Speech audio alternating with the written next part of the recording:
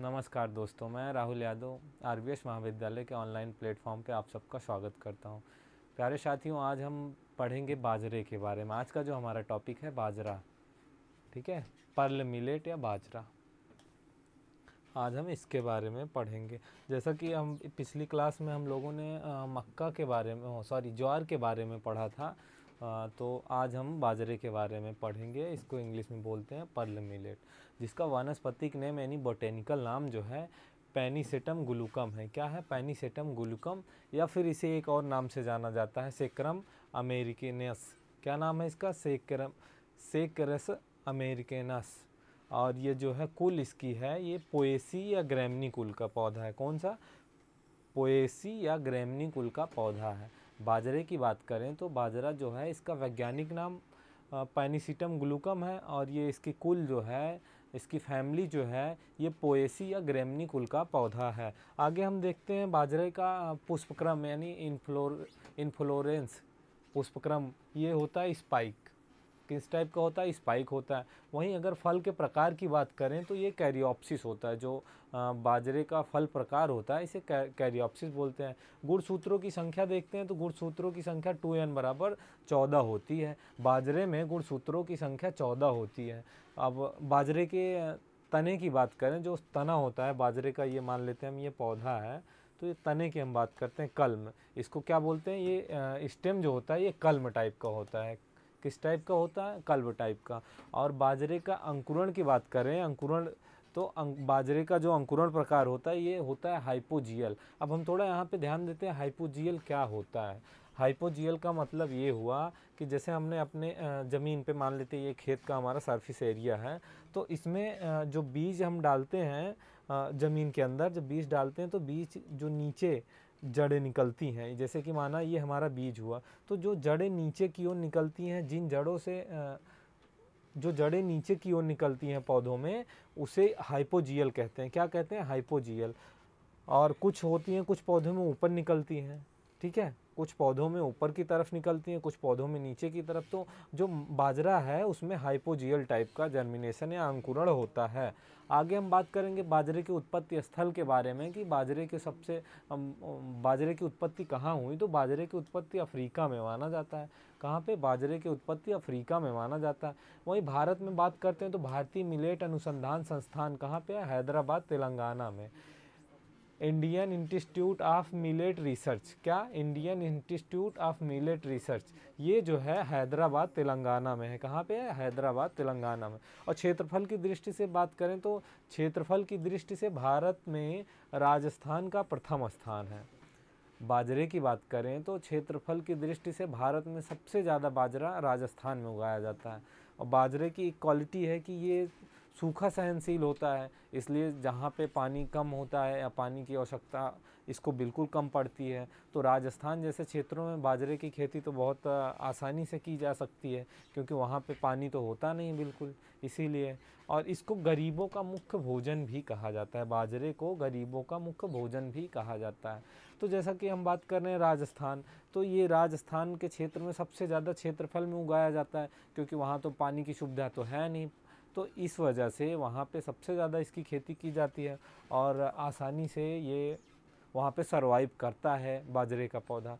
अब देखते हैं बाजरे में पोषक मान कितना न्यूट्रिएंट पाया जाता है। न्यूट्रिएंट की मात्रा की हम बात करते हैं तो बाजरे के दाने में अभी नमी देखते हैं कि बाजरे के दाने में नमी की मात्रा, तो बाजरे के दाने में नमी की मात्रा होती है 12.4%। कितना? 12.4% बाजरे में नमी की मात्रा होती है। वहीं अब हम पोषक मान की बात करते हैं, यानी कि प्रोटीन की बात करते हैं कि कितना प्रोटीन पाया जाता है।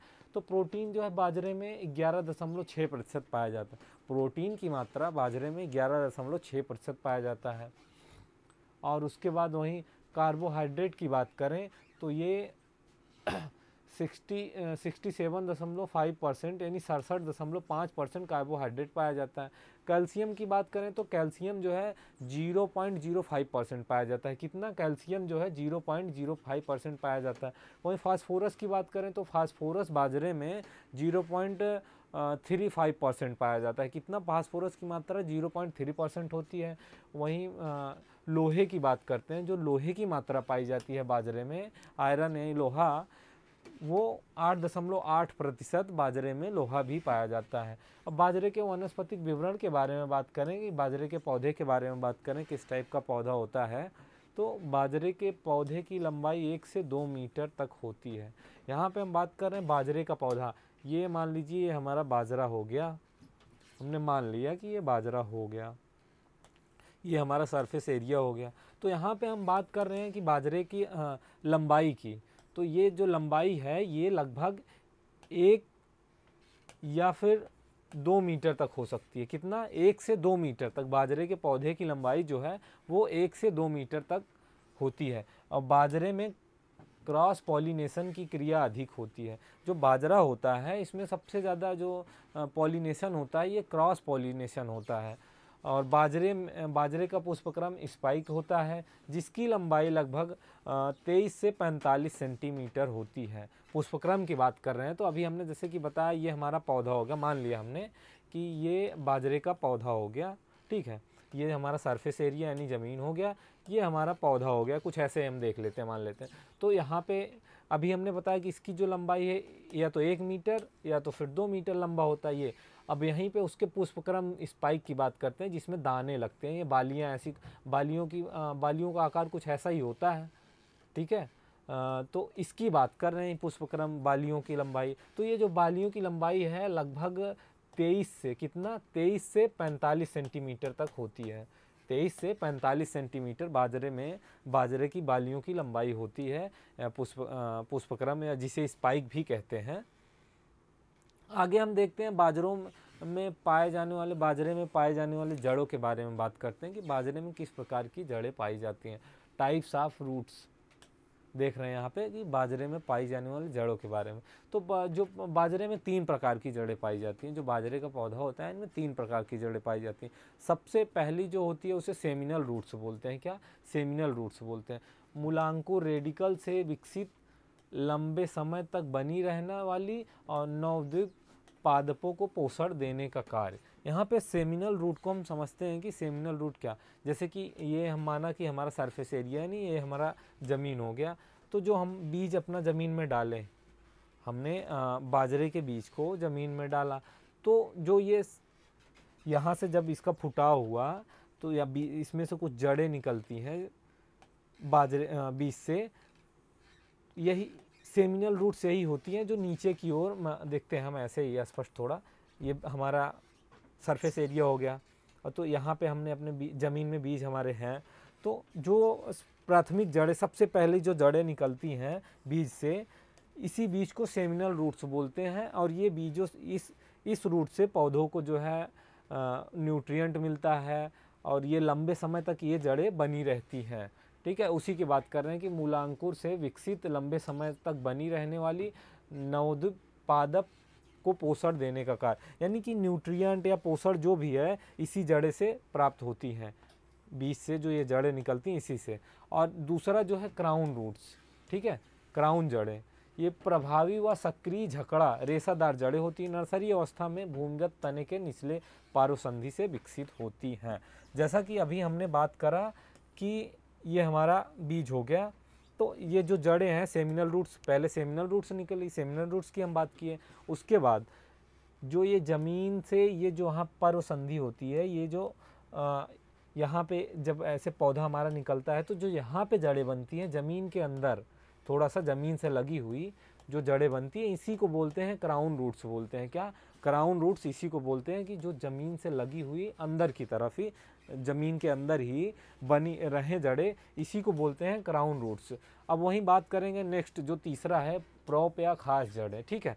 ये जो जड़ें होती हैं, ये जैसे कि हमारा पौधा ऊपर निकला, ठीक है, ये हमारा पौधा, तो ये जड़ें जो होती हैं मिट्टी से लगी हुई पौधे पे ऐसे पौधों को एक तरह से सहारा भी प्रदान करती हैं, तो ये जड़ें ऊपरी के एरिया में पाई जाती हैं। तो हम स्पष्ट ये देखते हैं कि जो बाजरे में जड़ें पाई जाती हैं वो ऐसी तीनों प्रकार की। तो ये बीज हो गया, तो ये जड़ें जो हैं कुछ सेमिनल रूट से नीचे की तरफ जाती है और उसके बाद जो निकलती है क्राउन रूट से, ये ज़मीन और इस रूट के बीच से निकलती है। और जो प्रॉप या खास जड़ें होती हैं वो ज़मीन से लगी हुई होती हैं पौधों में, देखा जाता है। कभी कभी देखा जाता है कि पौधों में ये जड़ें, एक जो गांठें होती हैं पौधों में, ज़मीन से ऊपर भी एक दो नोट पर लगी होती हैं, एक दो नोट पर ऐसे फैली अवस्था में दिखाई देती हैं।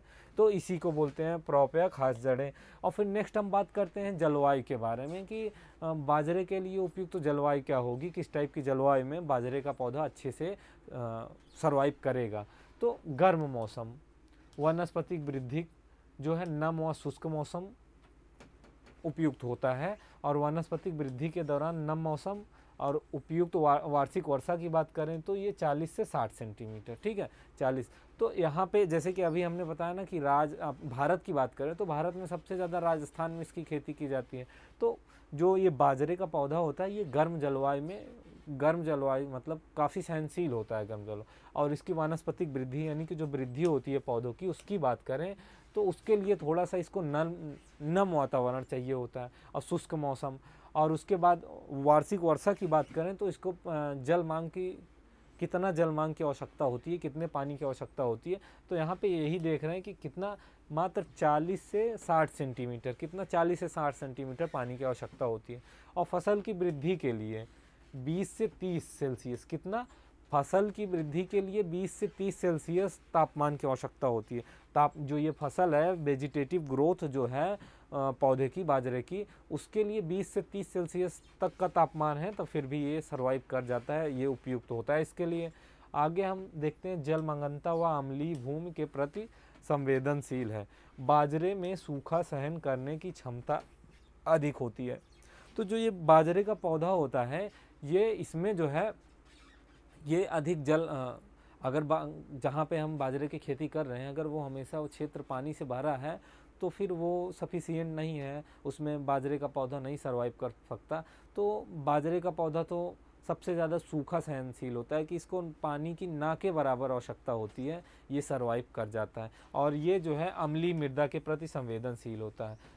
देखते हैं यहाँ पे जलमग्नता और अम्लीय मृदा के प्रति संवेदनशील होता है जो बाजरा होता है। वहीं बात करते हैं भूमि यानी मिट्टी की कि किस टाइप की मिट्टी में बाजरे का पौधा सर्वाइव करेगा अच्छे से, किस टाइप की मिट्टी अच्छी होती है। तो बाजरे की खेती के लिए बलुई दोमट मिट्टी उपयुक्त तो होती है। कौन सी मिट्टी? बलुई दोमट मिट्टी।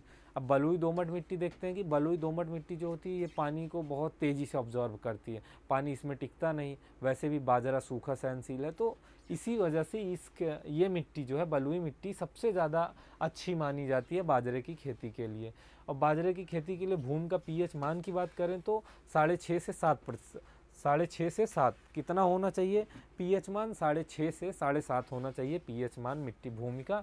वहीं हम बात करेंगे बाजरे की कुछ उन्नतशील प्रजातियों के बारे में। बाजरे की कुछ उन्नतशील प्रजातियां जो हैं उनके बारे में देखते हैं। तो पूसा मोती आईसीआर द्वारा विकसित निकाली गई पुरानी किस्में। ये जो पूसा मोती है ये आईसीआर द्वारा निकाली गई, कहाँ से? आईसीआर द्वारा निकाली गई पुरानी किस्म है। वहीं और बात करेंगे उन्नत किस्मों तो HB5, MH36, HB1, पूसा 444 और पूसा 605, ये वैरायटी दोनों पूसा से निकाली गई हैं। पूसा मोती ये दोनों और उसके बाद ये पूसा मोती ये सब आईसीआर से निकाली हुई प्रजातियाँ। कहाँ से? आईसीएआर से। कहाँ से? आईसीएआर से निकाली गई प्रजातियाँ हैं। और पूसा सफ़ेद भी है एक। अब वहीं हम बात करेंगे चारे के लिए कि बाजरे में चारे के लिए, क्योंकि बाजरा जो होता है ये पशुओं के चारे के लिए भी उपयोग में लाया जाता है। तो चारे हेतु किस्में जो है प्रो एग्रो नंबर 1 है आविका बाजरा चरी, यानी कि ये जो है दाने के पर्पज़ से कम ये चारे वाली किस्म है। ये जो किस्में हैं इनको जो है पशुओं को खिलाने के लिए सबसे अच्छी मानी जाती है और ये चारे के लिए सबसे ज़्यादा उपयुक्त की जाती है। वहीं बीज दर की बात करेंगे कि 1 हेक्टेयर में हमें बाजरे का उत्पादन करना है तो कितना बीज की आवश्यकता होती है। तो अगर दाने के लिए बात करें कि बाजरे के दाना प्राप्त करने के लिए, बाजरा प्राप्त करने के लिए हमें 1 हेक्टेयर में उगाना है या कल्टीवेशन करना है बाजरे का, तो उसके लिए 5 से 6 किलोग्राम, कितना? 5 से 6 किलोग्राम पर हेक्टेयर बीज की आवश्यकता होती है। वहीं अगर हम चारे के लिए उगाते हैं, यानी चारे की बात करते हैं चारे के लिए, तो चारे के लिए उगाने के लिए हमें 10 से 12 किलोग्राम प्रति हेक्टेयर, यानी कि दुगना लगभग 10 से 12 किलोग्राम बीज की आवश्यकता होती है चारे के लिए उगाने के लिए। और मिश्रित फसल के लिए 2 से 3 किलोग्राम, ठीक है, यानी कि मिश्रित फसल के लिए। किसी एक फसल दूसरी फसल में मतलब दो फसलों के साथ मिक्स करके इसे बोने के लिए 1 हेक्टेयर में जो बीज दर की आवश्यकता होती है 2 से 3 किलोग्राम प्रति हेक्टेयर। और आगे हम बात करेंगे बुआई के समय की, कि बाजरे की बुआई किस समय की जाती है, कौन सा समय उपयुक्त होता है बाजरे की बुआई के लिए। तो देखते हैं, बाजरे की बुआई 15 जून से लेकर जुलाई के प्रथम पखवाड़े तक की जाती है। कब से, मतलब इसकी बुआई 15 जून यानी मिड जून से शुरू होकर जुलाई मिड तक होती है बाजरे की बुआई। अब बीज की गहराई की बात करें 2 से 3 सेंटीमीटर, अधिकतम उपज हेतु 1 हेक्टेयर में। बीज की गहराई की बात कर रहे हैं यहाँ पे, हम देखते हैं बीज की गहराई। ये हमारा सरफेस एरिया हो गया, ठीक है। तो जो बीज है ये ज़मीन से ज़्यादा जो है 2 से 3 सेंटीमीटर अंदर होना चाहिए, बस कितना, 2 से 3 सेंटीमीटर अंदर होना चाहिए, ताकि जो है अच्छे से जर्मिनेट हो सके बाजरे का बीज। और वहीं बात करेंगे अधिकतम उपज के लिए 1 हेक्टेयर में पौधों की संख्या, यानी कि पौधों की संख्या 1 हेक्टेयर में कितनी होनी चाहिए बाजरे की, तो वो लगभग 1,66,000 यानी 1.5 लाख से ऊपर या 1.5 लाख से ज़्यादा होनी चाहिए। वहीं बीजोपचार की बात करेंगे, बुआई करते समय हम रोगों से बचने के लिए बीजोपचार में क्या करते हैं, कैसे बीजोपचार करते हैं। तो इसमें एक गुदिया क्लेविसिस फ्यूजेस्पास्मिंग कवक, अर्गट या चेपा से बचने के लिए, ठीक है, ये जो रोग है अर्गट या चेपा रोग, इससे बचने के लिए बीजों को नमक के 20% घोल में डुबोना चाहिए। कितना, नमक के 20% घोल में। क्षारीय व लवणी मृदा में बुआई से पहले बीज को 1% सोडियम सल्फेट 12 घंटे तक भिगाना चाहिए। कहने का मतलब बीज उपचार के लिए पहले तो हमें 20% नमक के घोल में भिगा देना चाहिए, फिर उसके बाद बुआई से 12 घंटे पहले क्षारीय व लवणी मृदा जो होती हैं उनमें अगर बुआई करनी है तो उससे पहले जो है सोडियम सल्फेट, कितना, सोडियम सल्फेट 12 घंटे बुआई से पहले भिगा देना चाहिए, 1% सोडियम सल्फेट लेना चाहिए। वहीं हम आगे बात करेंगे बुआई की विधियों की, कि बाजरे की बुआई किन किन विधियों से की जाती है, क्या कौन कौन सी विधियां होती है जिनसे बाजरे की बुआई की जाती है। तो पहली जो विधि है ब्रॉडकास्टिंग या छिटकवा विधि, जिसे जानते हैं ब्रॉडकास्टिंग या छिटकवा विधि। दूसरा है कतार विधि यानी लाइन सोइंग, ठीक है। और तीसरा है बाजरे की रोपाई, ट्रांसप्लांटिंग। तो यहाँ पे छिटकाव विधि जो डायरेक्ट हम देखते हैं अक्सर खेत में छिड़क के ऊपर से ब्रॉडकास्टिंग करके डाली जाती है, ये छिटकाव विधि। और दूसरा जो कतार विधि है, ये हल के पीछे लाइन टू लाइन, जैसे कि ये हल चला के हम लाइन टू लाइन पौधों को डालते गए, तो ये लाइन विधि है, कतार विधि हो गई, ठीक है। और नेक्स्ट जो है बाजरे की रोपाई विधि। कौन सी, बाजरे की रोपाई विधि। तो पहले रोपाई विधि का मतलब कि जब यहाँ पे रोपाई विधि का नाम आया तो हम देखेंगे कि सबसे पहले इसकी नर्सरी तैयार की जाएगी। तो नर्सरी क्षेत्र 500 से 600 मीटर प्रति हेक्टेयर रोपाई के लिए आवश्यक रहता है, जिसके लिए 2 किलोग्राम बीज पर्याप्त रहता है। यानी कहने का मतलब अगर बाजरे की बुआई हम 1 हेक्टेयर में करेंगे, वो भी रोपाई विधि से बाजरे की बुआई अगर हमको 1 हेक्टेयर में करनी है तो उसके लिए हमें 500 से 600 वर्ग मीटर क्षेत्र चाहिए, जहाँ पे हम अपनी नर्सरी को तैयार कर सकें, यानी पौध को तैयार कर सकें। और इस विधि से, रोपाई विधि से, हम बीज की भी कम आवश्यकता होती है, लेकिन इसमें श्रम ज़्यादा लगता है, खर्च अधिक होता है। और इसमें जो है 2 किलोग्राम बीज, कितना, इसमें बीज की आवश्यकता 2 किलोग्राम पर हेक्टेयर की होती है इस विधि, रोपण विधि से। वहीं जो है पौधे जो है नर्सरी में जब डालते हैं तो 20 से 25 दिनों में या फिर 15 सेंटीमीटर ऊपर ऊंचे हो जाएं। यानी कहने का मतलब कि जब हम बाजरे की नर्सरी तैयार करेंगे तो 20 से 25 दिन बाद हमारी बाजरे की नर्सरी तैयार हो जाएगी, या फिर हमारे पौधा नर्सरी में जो पौधा लगाए हैं उसकी लंबाई 15 सेंटीमीटर हो जानी चाहिए, 15 सेंटीमीटर ऊंचाई हो जानी चाहिए पौधे की। तो वो सफिशिएंट होता है, उस टाइम जो है हम खेत में लगा सकते हैं, बाजरे की खेती कर सकते हैं, ट्रांसप्लांटिंग कर सकते हैं। वहीं बात करेंगे खाद व उर्वरक यानी मिनरल्स यानी फर्टिलाइजर्स की कितनी आवश्यकता होती है। तो NPK की बात करें, यहाँ पे देख रहे हैं NPK, तो 100-120 kg, 60-40, 30-40 इतना जो है NPK की आवश्यकता होती है। वहीं बात करेंगे सिंचाई की, इरिगेशन की, कि कौन सी ऐसी अवस्था होती है जहाँ पे ऐसा लगता है कि हाँ बाजरे की बाजरे को पानी की आवश्यकता होती है, जलमांग की आवश्यकता होती है। तो फुटाव होते समय, सिट्टे निकलते समय तथा दाने बनते समय अति आवश्यक होता है। कितना? फुटाव होते समय, जब बालियों में फुटाव आने लगे, बालियों में फुटाव, ये हमारी बालियाँ हो गई, सॉरी, जैसे कि ये बालियाँ हो गई, तो उस समय जो फुटाव होता है, बालियाँ फुटाव, पौधों से बालियाँ निकलने के समय, फुटाव के समय, सिट्टे निकलने समय, या फिर दाने बनते समय, कि पौधों में जब जब बालियों में दाने बनते रहे, तो उस टाइम की बात कर रहे हैं। वहीं जल मांग की बात करें तो 2 से 250 से 300 mm, कितना? 250 से 300 mm, ये सबसे कम पानी की आवश्यकता होती है। ये सूखा सहनशील होता है। वहीं खरपतवार नियंत्रण की बात करेंगे या खरपतवारों की बात करेंगे तो इनमें खरपतवारों का नियंत्रण 20 से 25%, जैसे कि इसमें खरपतवार हो जाता है अगर अधिक, तो ये हमारी फसल को प्रभावित करता है, जिसकी वजह से 20 से 25% तक लगभग हमारी फसल प्रभावित होती है।